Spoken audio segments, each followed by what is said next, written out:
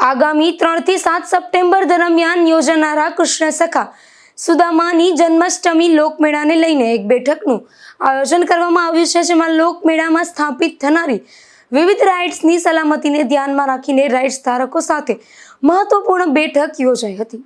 લોકમેળા દરમિયાન મોટી સંખ્યામાં લોકો વિવિધ એમ્યુઝમેન્ટ રાઇડ્સનો આનંદ માણવા ઉમટવાના હોવાથી નાગરિકોની સલામતીને સર્વોચ્ચ પ્રાથમિકતા આપવામાં આવી રહી છે।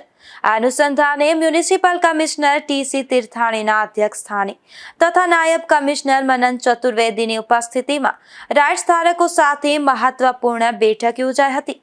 આ બેઠકમાં એમ્યુઝમેન્ટ રાઇડ્સના પરમિટ, લાયસન્સ, ફિટિંગ, સ્થાપન અને સલામતીના વિવિધ મુદ્દાઓ અંગે વિસ્તૃત ચર્ચા કરવામાં આવી હતી, જેમાં મ્યુનિસિપલ કમિશનર ટી.સી. તીર્થાણીએ રાઇડ્સ ધારકોને તમામ નિયમો અને સલામતીના ધોરણોનું ચુસ્તપણે પાલન કરવા સ્પષ્ટ સૂચના આપી હતી। આ રાઇડ્સના સંચાલન દરમિયાન કોઈ પણ પ્રકારની બેદરકારી ન રહે અને તમામ રાઇડ્સ સંપૂર્ણપણે સલામત સ્થિતિમાં જ શરૂ કરવામાં આવે તે માટે તાકીદ કરવામાં આવી હતી। તેમજ ચકડોળ, ઝૂલા, હોડી અને મિની ટ્રેન સહિત લોકમેળામાં સ્થાપિત થનારી વિવિધ રાઇડ્સના ફિટિંગ અને સ્થાપન અંગે જરૂરી તકનીકી બાબતો પર પણ ચર્ચા કરવામાં આવી હતી। રાઇડ શરૂ કરતા પહેલા જરૂરી તપાસ, સલામતીના માપદંડો, તકનીકી પ્રક્રિયા તેમજ જરૂરી પરવાનગીઓ મેળવવા અંગે રાઇડ ધારકોને વિગતવાર માર્ગદર્શન આપવામાં આવ્યું હતું।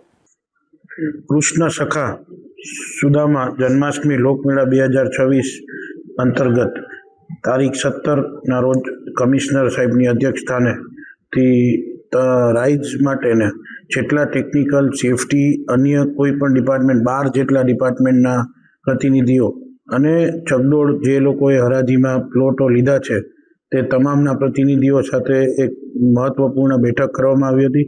બેઠકનો એક જ મુખ્ય હેતુ હતો કે સેફટી અને સલામતી ટૂંકમાં આપણી અને લોકોની રહે અને એ રીતના જે કંઈ એના SOPs છે એ સમયસર એનું પાલન થાય અને એનું સર્ટિફિકેશન સમયસર થઈ જાય, જેથી મેળાને જ્યારે આપણે ખુલ્લો મૂકવાનો થાય પબ્લિક માટે ત્યારે કોઈ અડચણરૂપ ઊભી ન થાય અને સંબંધિત તમામ વિભાગના પ્રતિનિધિઓ, અધિકારીઓને પણ સૂચના આપવામાં આવેલ છે કે જે કંઈ ડોક્યુમેન્ટ્સ ભેગા કરવાના થાય તે તમામ ડોક્યુમેન્ટ્સ તારીખ 30 ઓગસ્ટ સુધીમાં પૂર્ણ કરી લેવા અને સેમ રીતે આપણે ચકડોળના પ્રતિનિધિઓને પણ કહેવામાં આવ્યું છે કે આપ છેલ્લી મિનિટ સુધી મહેરબાની કરીને આપના ડોક્યુમેન્ટ્સ ભેગા થાય છે એવું ન કરતા પૂર્વ આયોજન કરી અને તમામ ડોક્યુમેન્ટ્સ કમ્પાઇલ કરીને સમયસર વિભાગને સોંપી દે, જેથી સમયસર એની પરમિશન મળી શકે, એને સર્ટિફિકેટ મળી શકે